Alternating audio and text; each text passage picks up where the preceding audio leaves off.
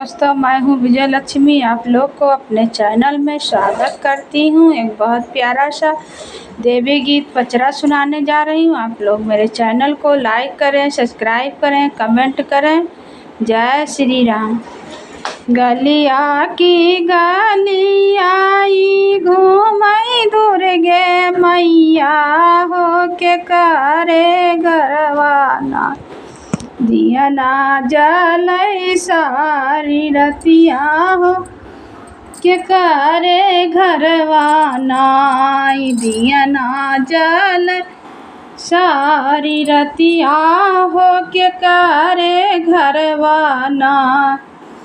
गलिया की गलियाई घूमई दुर्गे मैया हो के करे घरवाना, दिया ना जलै सारी रतिया हो के करे घरवाना।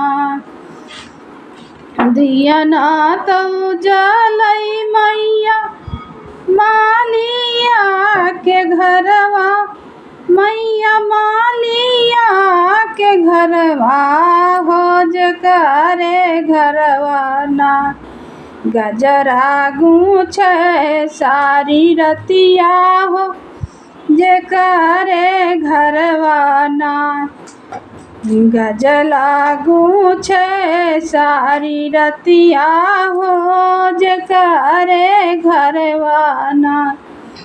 गलिया की गलिया ई घूमै शीतला मैया हो के करे घरवाना, दिया ना बारै सारी रतिया हो के करे घरवाना।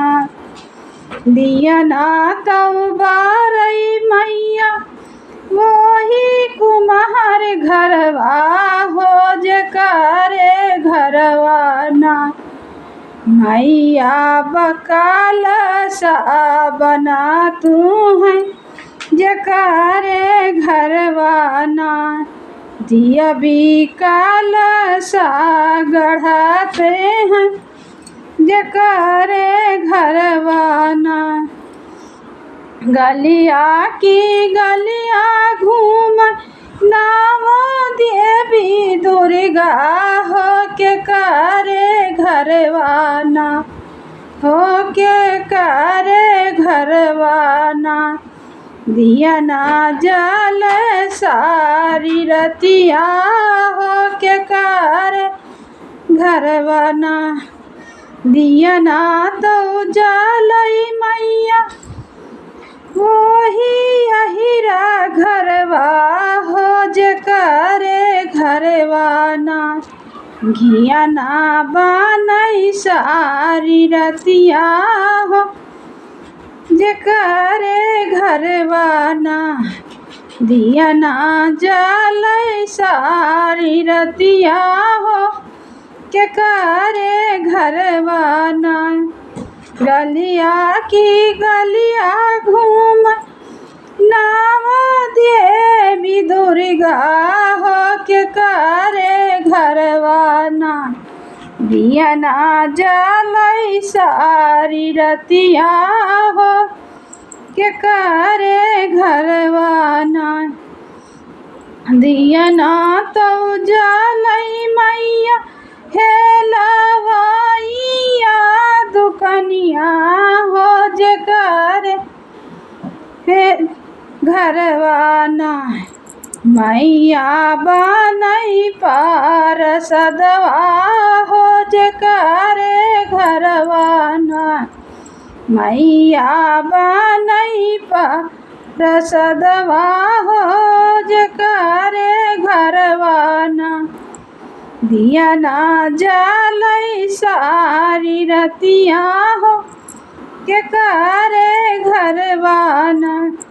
गलिया की गलिया घूमई हमारी दुर्गे मैया हो के करे घरवाना, दिया ना जलै सारी रतिया हो के करे घरवाना।